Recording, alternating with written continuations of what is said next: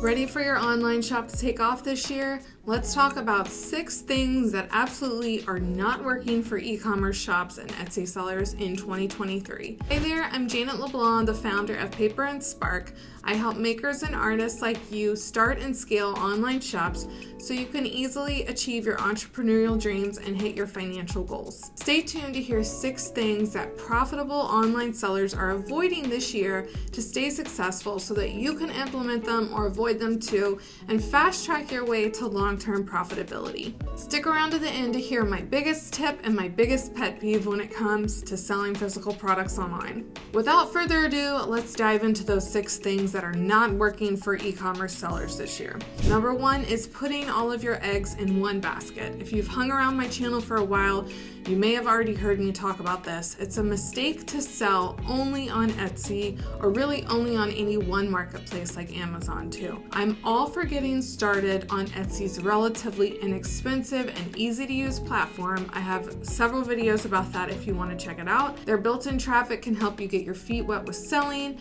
validating your products, honing your messaging, that sort of thing. But after a few months of selling on any one marketplace, and especially once you start spending more and more of your limited time and energy on external marketing, I highly suggest you diversify your income streams. There are many reasons not to put all your eggs in Etsy's basket: competition, underpricing, higher fees, and most of all, being at the mercy of Etsy's algorithm, seller policies, and banking systems. All of these things mean that other income streams should be on your to-do list as soon as you're able to. By diversifying where you sell your product, you protect yourself, your brand, you're able to serve a larger market, you're able to find new and different audiences, and you have more control over your brand and your customer experience.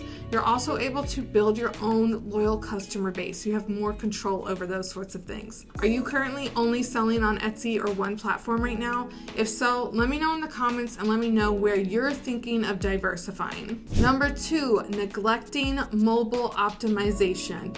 It's estimated that this year mobile devices account for just under 60% of all worldwide website traffic. According to Shopify, by next year, just under half of all e-commerce purchases will be made on a mobile device. So it's imperative that your shop looks good and operates smoothly on a mobile device, since most of our customers are going to be browsing on a mobile and using it in this way. When we design our shop site and list our products and all that, we're often working from a desktop computer. And if you're anything like me, I often forget to even check how those same pages look from my phone. Make sure your text is readable and your photos are clear. Make sure the speed that your pages are loading at is fast. Make sure you don't have pop-ups or weird wonky drop-down menus blocking important buttons or text. Walk through the checkout process from start to finish on a phone and make sure it's just as easy, if not more easy, than checking out on a desktop. And finally, keep this in mind too. We do a lot of browsing from our phones. Sometimes, some of us, maybe this is just me, but I like to browse from my phone in social settings, like while I'm Netflixing at night and I just want to put a pen. I'm not ready to buy now, but I want to remember this thing and come back and look at it and possibly even buy later on. Whether I'm on my phone again or sitting at a desktop at that point, make sure it's easy for those sorts of people who like to browse the internet while they're doing other things to come back and find you again. I can't tell you how many times I've come across a product or a website or an account or whatever while I'm doing some of that social scrolling, and then I want to come back to it later and it's totally escaped my mind.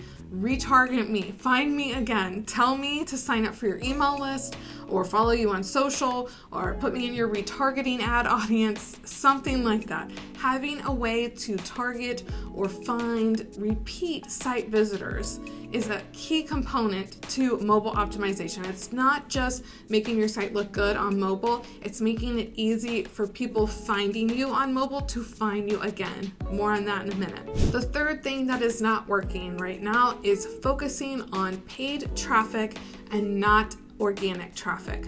I feel like in our online world, paid traffic and paying for ads is all the rage. We have lots of internet gurus who want to teach us about this. If you've ever paid for any amount of Pinterest or Facebook ads, you probably have some Pinterest or Facebook ad person calling you on the phone. Is that just me? Trying to get you to spend more money on ads. We're being sold this story that pouring money into ads can lead to overnight sales, overnight success, overnight traffic, all the things, right? I don't think that paid ads are a bad marketing strategy. I just don't think they should be your only marketing strategy. Nor do I think it's a strategy that your business should be reliant on. I know a lot of people who are running businesses in 2020, 2021 who were dramatically impacted by the iOS changes. We are at the mercy of ad costs, ad placement competition, targeting changes. All of these things can change overnight. They're out of our control and they can burn down your entire marketing pipeline if you're dependent on them. So if you want to pay for ads, please also work on your long-term, slow growth, organic traffic strategy. It's not nearly as sexy as overnight success that you can have with ads, but it is a viable long-term strategy that you have way more control over. You don't have to be in all the places at once, but choose one or two methods and go all in on creating high quality, resonating content there. I highly suggest you choose building your email list as one of those organic traffic strategies that you're going to pursue. Let me know what one or two methods you plan to use to gain more organic traffic in the comments. The fourth thing that's not working in e-commerce this year is not having a retargeting or abandoned cart follow-up sequence. I mentioned this with number 2, mobile optimization, but if you're not utilizing some sort of retargeting marketing effort via paid ads and or an abandoned cart follow-up sequence, you are literally leaving money on the table. Most new visitors to your site or people who are new to your brand need several touch points with you before they'll be ready to buy. You've probably heard that common advertising saying that people need 7 touch points with you before they buy. I've heard nowadays in the online world it's 21 touch points, who knows? More than one is the point, right? You know how when you go look at that pair of shoes on Amazon, but you don't purchase them, and then they seem to follow you around the internet and social media for several days after that? That's what I'm talking about. You can do this too, and it's not really as hard or as techie as you may be worried it is.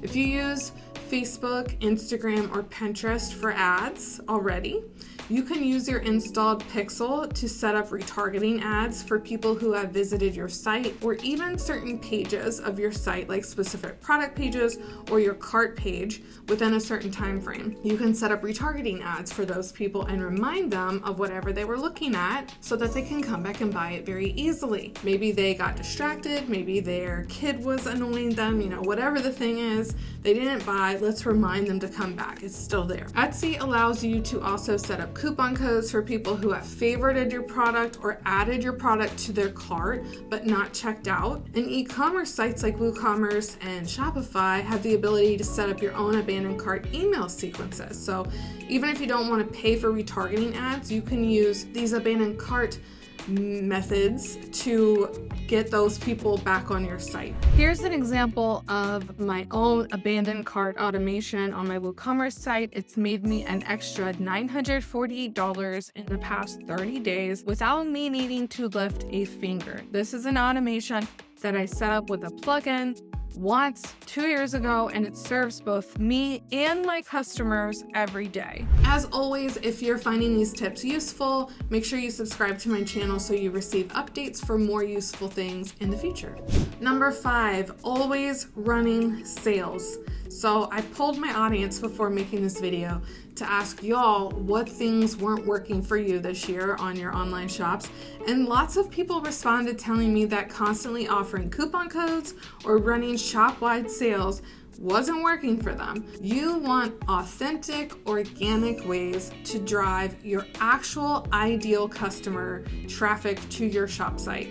Building a high-quality handmade business by trying to serve an audience of bargain hunters or doing things that attract bargain hunters is not going to be good for you. Don't do it. Constantly having a big sale cheapens your brand, and it can actually repel those high quality ideal customers you're probably hoping to serve.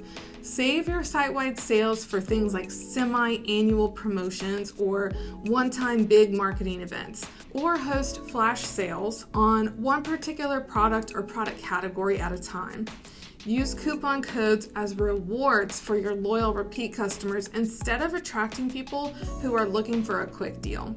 And this really leads me to my sixth and final thing that's not working for e-commerce this year, which also happens to be my biggest pet peeve, and that is offering free shipping without understanding your costs. A lot of online sellers, particularly Etsy shop owners, are blindly following this line of needing to offer free shipping across the board.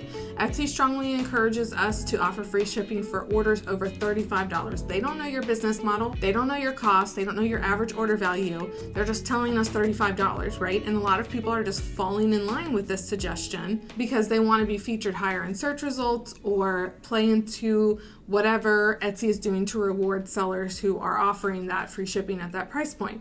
There's nothing inherently wrong with offering free shipping. I do understand that unexpected shipping charges are one of the lead reasons for cart abandonment, but please don't offer free shipping unless you can truly afford it. We don't want a sale at all costs. We want a sale that leads to profit that allows us to pay ourselves something from that sale. That means having a deep understanding of your actual shipping costs and your profit margin, both including and excluding shipping costs. If you're going to offer free shipping, please make sure you only offer it at a price point that makes sense to you and your average order value and your average cost of shipping, and that it still allows you to make an overall profit. Again, we don't want to sell at all costs. If you can't pay yourself at the end of the day for all your hard work, but you're making lots of sales with free shipping, or worse yet, you can't even cover all the costs of running your business, but you're making sales with free shipping, you don't want that sale. I'd rather you price where you need to be, charge for shipping where you need to charge, and make fewer sales, but be able to make a profit at the end of the day. That's what's important. I hope this video gave you a solid understanding of some things that are not working in 2023 for online shop owners. A lot of these points relate to understanding your costs and your business model's profit margin. So if you want to dig deeper into that and your pricing strategy and making sure that you're priced where you need to be, I highly suggest watching my video, Don't Price Your Handmade Products Without Watching This next.